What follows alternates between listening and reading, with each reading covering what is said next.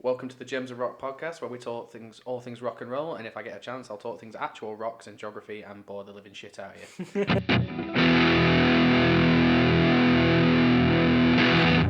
This week's episode, we are still going to pretend to be sponsored by Geely's Butchers in Lytham St Anne's until our friend Geely gives us free food. So we're going to keep plugging that for the 10 of you that have been listening so far. That's it. So yeah. Geely, this is for you. Give us free food. And this episode's theme, we thought with Father's Day coming up, and when we talked about ideas for this podcast, our dads were kind of at the forefront of that. So we want to go all things Father's Day. I don't think this counts as a Father's Day gift.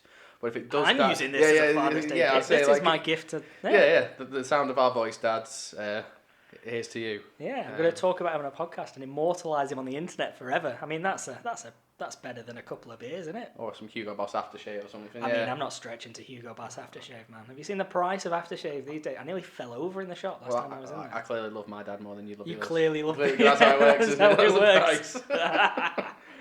Alright, well, dads and music. When you get started, anyway, want to kick this off with?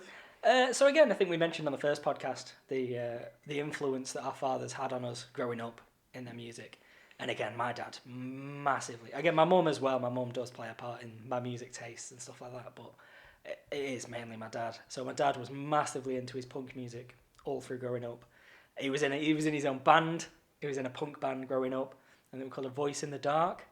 And they supported the Toy Dolls, which were a pretty big deal back at the time. They had some pretty big hits. But yeah, he was a support band for the Toy Dolls, I think, in Newcastle.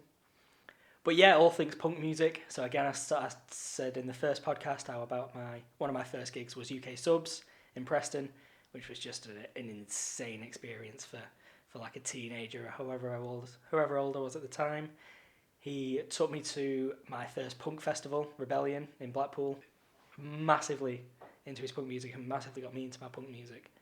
So your UK Subs, your Stiff Little Fingers, again, bands he took me to see, and I've seen with friends since, been to see them. But then working backwards as well, so again, all bands I want to mention and do specials on this podcast, like the Sex Pistols, the Clash, the Ramones, the Damned. They're the foundation to your taste in music. Exactly, yeah. So again, I know I went more into Green Day and things like that, but again, I've got such a passion for that punk music and that attitude and the history of it and where it all came from and the time that it was in and the rebellious attitude to it and what it meant. It was electric. It was insane, man. Yeah, well, I think our Venn diagram, we have that overlap. I think which has helped us bond in our taste of music. You already mentioned the Clash, Stiff Little Fingers. You know, they were really big on my dad's place. I think for me, I've spoken on that. My dad used to be a DJ, hence my nickname was also DJ, being Daniel John. Mm-hmm. But I think for me, what my dad's been able to do for me was his taste was so varied. It's allowed me to think and get over myself and go, I should also have a varied taste. You know, like you look at the range of CDs he's collected over the years for one reason or another, and it might have been he bought it so mum or sister could enjoy it in the car, or he could enjoy it in the car. But I think if your dad or anyone can be open to a range of music and not restrict you, and not that's it, bat you down and say that's wrong, that's not the right thing to listen to. And if you do have explicit lyrics or it's a bit, maybe have a conversation why you're interested in that. I think through the years, whatever I've had blaring out of a, Spotify, Xbox, whatever, Slipknot, Disturbed, Bullet, Five Finger Death Punch, whatever it might be, just willing to put we've driven down to Twickenham before, sports stadiums all over the country, and giving me the reins on the music for him to try and give it a listen and try and understand. And I think you just want that open door, don't you? You want someone just to welcome you and try and understand it. It might not be there. Again, it's bloody cliche with me, that their cup of tea. I need to stop saying. I need a new phrase. I honestly need a new phrase. But I think for me, it's my dad being able to just introduce me, set me off on the path, and then just let me explore without restricting. I think exactly. Yeah, without judging you. But again, I've got an early memory in my mind. We used to go see my grandmother who lived up in Hexham. So again, a hell of a drive, and when you can't motorway right the way there, so a lot of it is A roads and country roads and like that. And when it's dark, we had CDs that we used to play in whatever sort of mini or whatever vehicle we were using to get down there.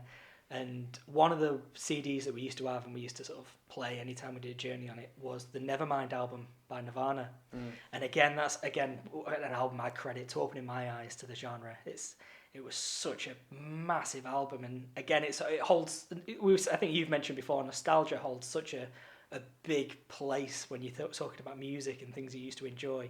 Is if you hear a song and it takes you back to when you first heard it. Well, it just helps improve like brain connection. How often do you hear a song and you're taken back to a certain club, pub, day out, meal, certain age? Like you're very. I remember very little of being young, but I reckon 9 times out of 10, if I was eating or listening to music, I reckon I can connect that memory a lot stronger. That's it. Yeah, you create these memories and these connections in your head, like you're saying. You hear it, takes you back. So again, Nevermind was one of the CDs. He had the hits by The Clash and the London Calling album. So there's songs off that. We also had an Offspring CD, so like the Offspring Greatest Hits. So we used to go through that. But again, so they just create such strong memories and influence your music sort of taste, and it's such a. Yeah, I think my dad definitely started my love affair with Phil Collins. I like to credit the Tarzan soundtrack, and I will plug the Tarzan soundtrack at any available opportunity. All people should listen to the Tarzan soundtrack, but just Genesis, sure, yeah, and anything on the softer side, but that started to introduce more maybe electronic elements, and then just Phil Collins solo stuff. Again, Tarzan soundtrack. But I think we found our sponsor for next week. The Tarzan soundtrack. Disney. Should just get Disney on board. That's the dream. Yeah, From if you're listening, Disney. Yeah, from local family butchers to the dizzying heights of Disney. But yeah, just I think your parents form so much in your early formative years that if they can become a part of music, it's just massive. It is, yeah, and it especially with rock music, because I know all different categories of music will be influenced by their parents, but rock music again a quote from my dad was he was watching a band at the local pub, and they were doing pretty much just an acoustic set. So it was like a lad with an acoustic guitar and a girl singing, and they were apparently really good, very talented, and good people pleasing songs. But he says after you've had a few beers, all you want to hear is an electric guitar. And it's a statement that I think will stay with me for the rest of my life. That when you've had a couple of beers in a pub, all you want to do is listen to an electric guitar. Like, it could be anything, it could be any kind of music, but you'll feel the passion and the raw energy of the music. I think any of the earworms you can sing along to. I think our ethnicity leads us to maybe want to listen to Sweet Caroline. I feel like. But yeah, songs that you really, really enjoy after having a couple of drinks that really kind of go, oh yeah, this is it. This is mad, man. So again, one of my dad's influences on me was Pink Floyd. I really like sort of Pink Floyd. And again, he always go, I'll listen to the early stuff, the really early stuff, the really weird stuff. Like things that are just noise for 20 minutes and occasionally you'll hear a cow moo. that kind of weird music. But I think, again, one of those after a couple of drinks and listening to a band somewhere and they play Comfortably Numb. And that the second solo in Comfortably Numb is just absolutely incredible. It's such an amazing guitar solo. I think it's at the top of every list, everywhere. But again, it's music that you can feel. It's music that it sort of runs through you as you listen to it. It's so good. So yeah, again, Pink Floyd. I'd put another one down to me dad.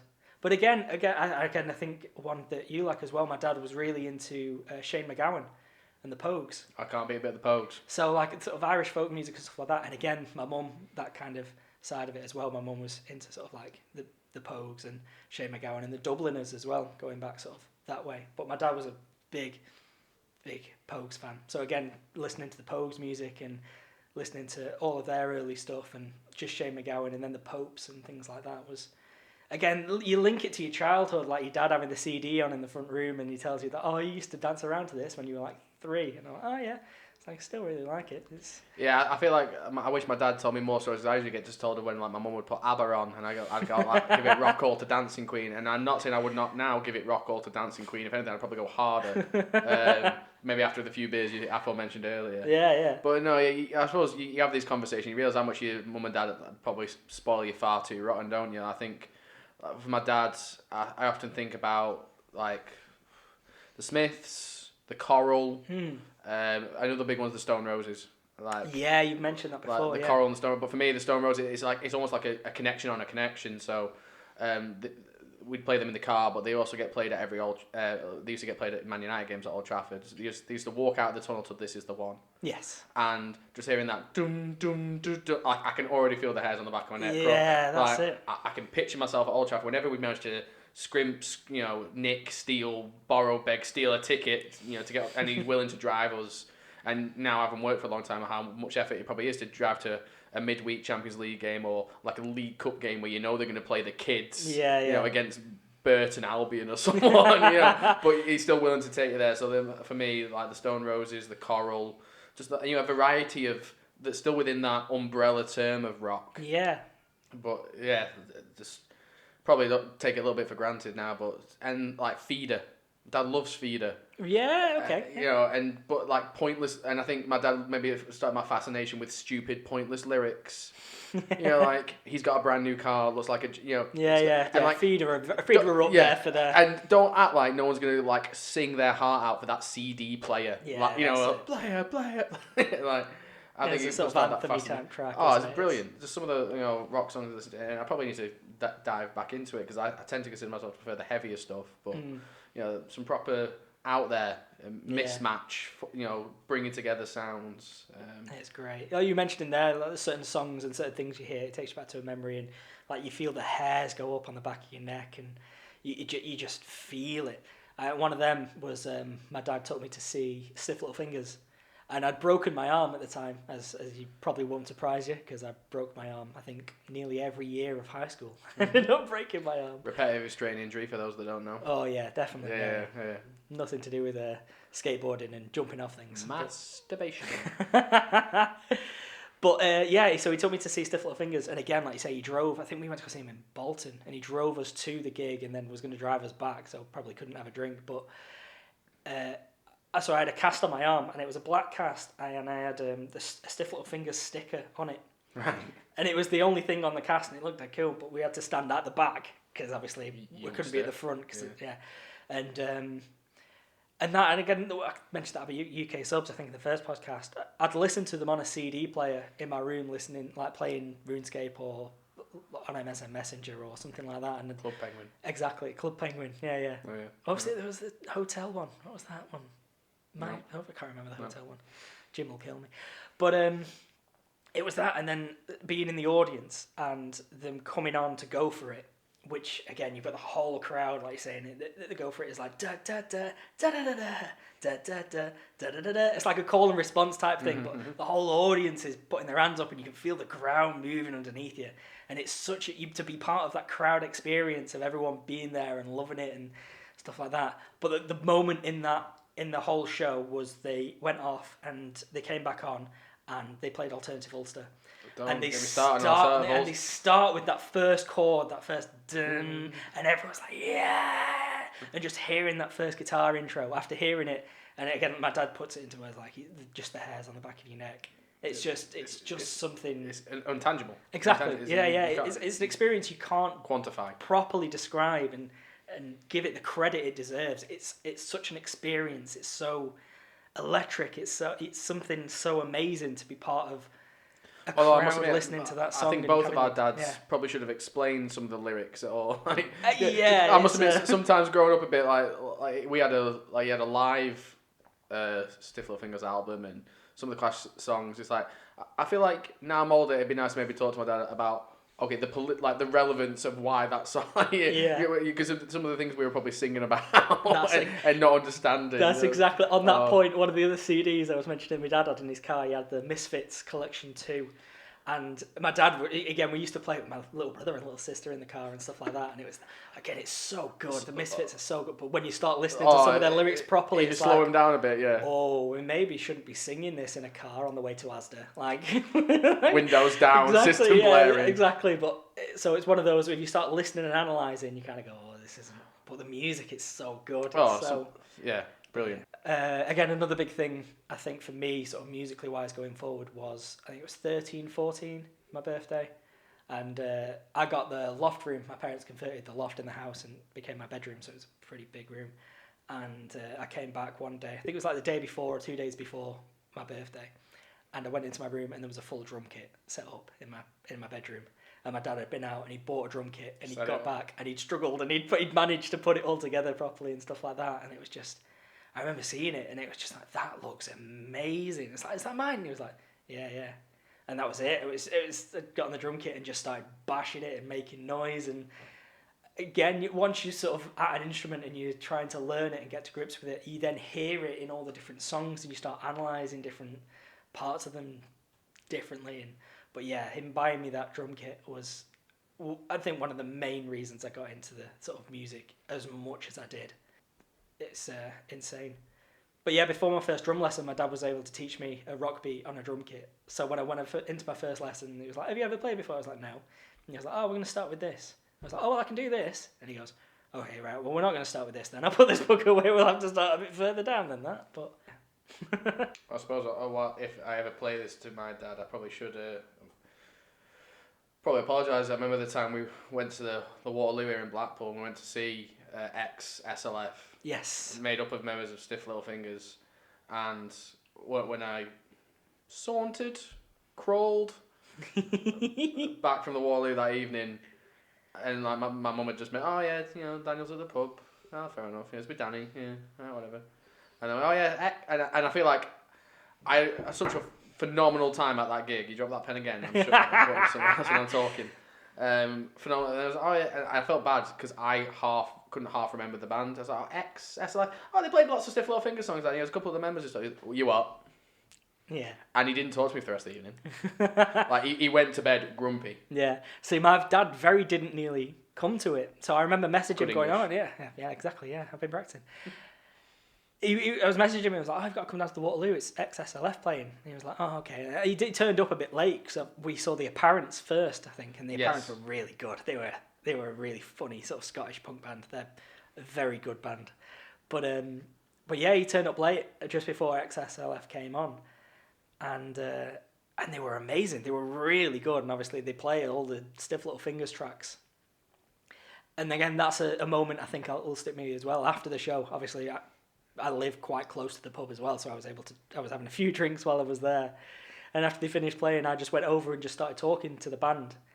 And then went and got my dad and dragged him over. And I was just like, all right, well, this is the man that got me into sort of Stiff Little Fingers and this kind of music and this kind of scene. And being able to introduce my dad to sort of Henry Clooney, the man that was in the studio writing the songs on guitar that he listened to as a kid, was just an incredible moment. I've got a picture. I don't think my dad likes the picture, but I've got a picture of him with sort of ex-SLF, sort of like the old original members of Stiff Little Fingers. It's incredible. So yeah, that was quite a moment, being able to sort of see my dad and meet him and be in the room with him, talking to people that played the music he was listening to. It's quite a moment.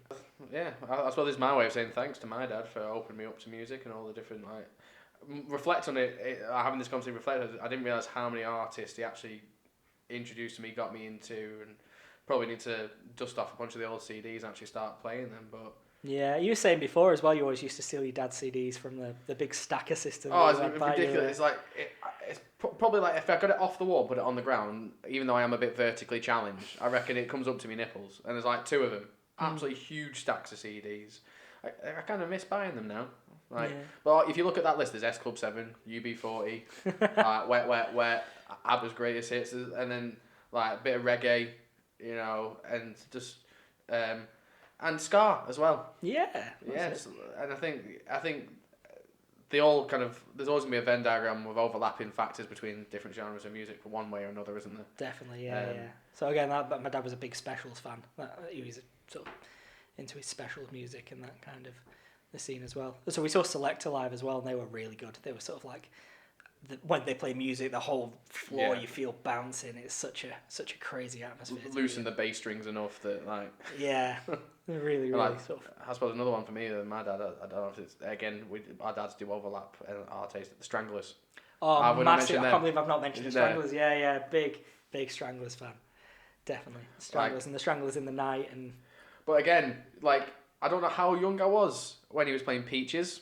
Yeah, like, you're singing along to it in the car, like nice and sleazy. Yeah, like a bit of that suntan lotion, where there. I don't know if I really should have been like singing it with such gusto, really. Yeah. Again, it was a rebellion. It was my parents went and they saw Stranglers, and I think it was Hugh Cornwall, and my mum.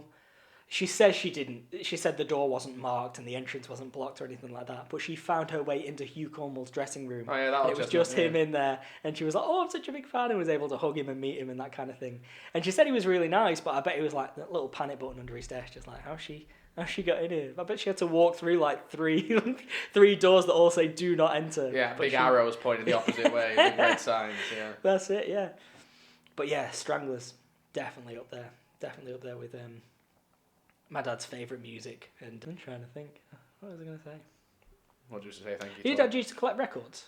Oh, yeah, I'm sure that under his bed up in the loft, we've got quite a few vinyl records and all sorts. I probably should. That might be a good idea to buy him one for Father's Day.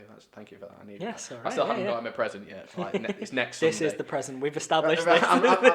I always need something in the bank. I feel like I need someone just to back it up. Sure. But, he used to collect all sorts. Because again, that's what he used to play.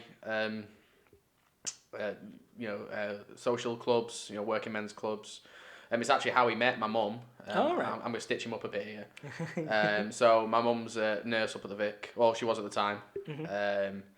And they had a club attached to the Vic, and Dad was DJing there. And apparently my mum's friend, whoever she was, and I thank her for noticing this, otherwise I would not be here right now, apparently tapped me mum on the shoulder and went, I think the fat DJ fancies you. It was something along those lines, or at least that's the story I'm putting out to the world.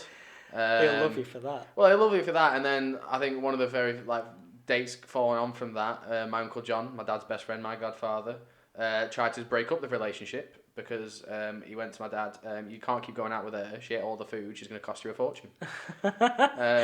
So my mum and dad faced some early challenges, but music and DJing was the start of their romance. I don't really know how it went on from there. I don't know how much longer he DJ'd for into their relationship, but that's how they met. So big thank you for literally bringing me into existence, music, let alone just my taste in music, my actual life force. I mean, that's a hell of a shout out, that. Yeah. Thank you to music for letting me be born. Yeah. That'll be an odd one. Yeah.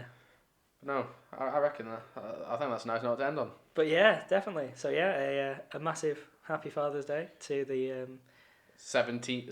I'm going for 12 people. We're going to have 12 people listening to this. 12 people listening. We're going from 7 to 12. That's the target. We're going to keep track of this. That's it. We'll just make our dads listen to it. That's it. As a thank you to dads. I'm going to play him over and over again. I'm going to turn it into a CD. I'm going to make a record. I'm going to get it on vinyl. I'm going to spend all the money and get this on vinyl and give it to my dad as a Father's Day gift. Well, thanks, Dad, and happy Father's Day. There we go. Thank you very much. This has been the Gems of Rock podcast. Thank you to Second Star Creations for the logo. And yeah, we'll link Julie's Butchers again and Second Star Creations in the description below. Thanks for listening.